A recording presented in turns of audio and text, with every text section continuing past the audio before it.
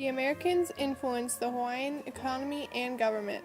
They also created and controlled Hawaii's legislature and cabinet, which limited the power of the monarchy. The Queen came into power because of the death of her brother. She wanted to eliminate American influence in the government, but her cabinet refused to cooperate. Americans grew angry and organized the Committee of Safety and appointed leaders from the Annexation Club. Disputes began to rise between Native Hawaiians and Americans. On January 17, 1893, armed members of the committee attacked and took over the government office building. They read from its steps a proclamation throwing out the monarchy and establishing a provisional government. Stanford B. Dole became its president.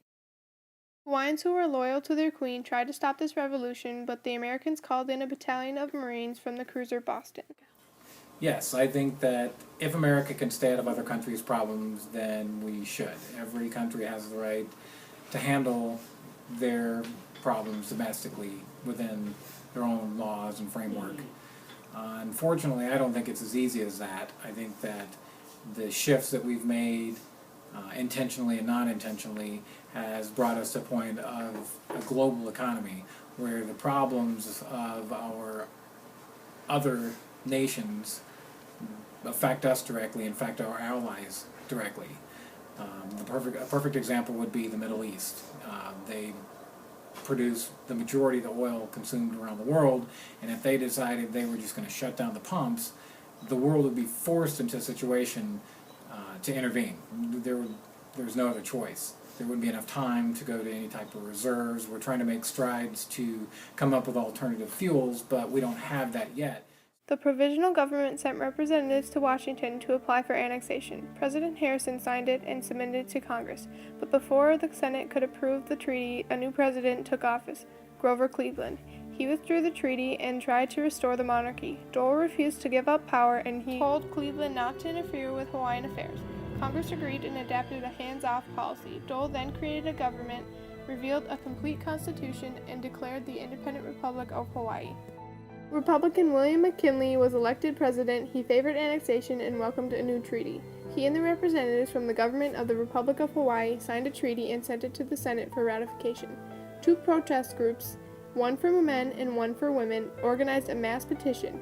They hoped they would make the U.S. government realize that the majority of the Native Hawaiians didn't want annexation. The two groups collected over 20,000 signatures from Native Hawaiian people. 4 delegates arrived in Washington with the petition and were joined by the fallen queen. They presented the petition to the Senate. President, and the Senate of the United States of America, greetings. Whereas there has been submitted to the Senate a treaty for the annexation of the Hawaiian Islands, we, the undersigned Native Hawaiian citizens, earnestly protest, Ku'e, against the annexation. The following days, the delegates met with many senators talking about why they were resisting annexation, but all efforts were lost when the treaty was defeated in the Senate.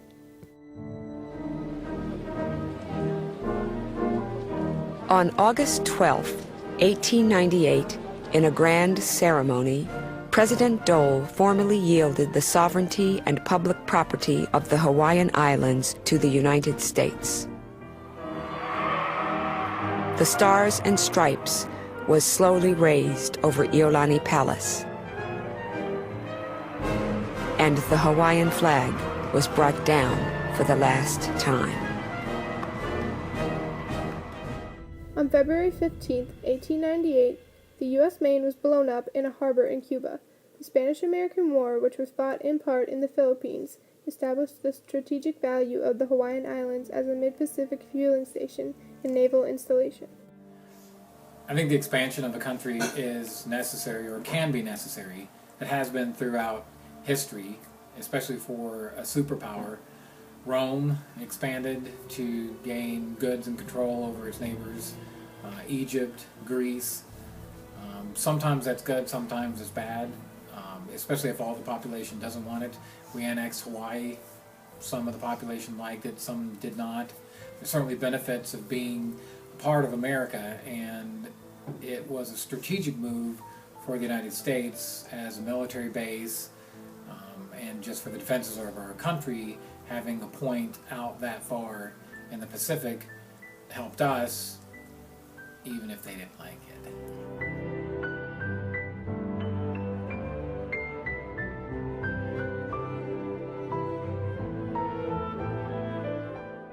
As early as 1903, the legislature of Hawaii began petitioning for statehood.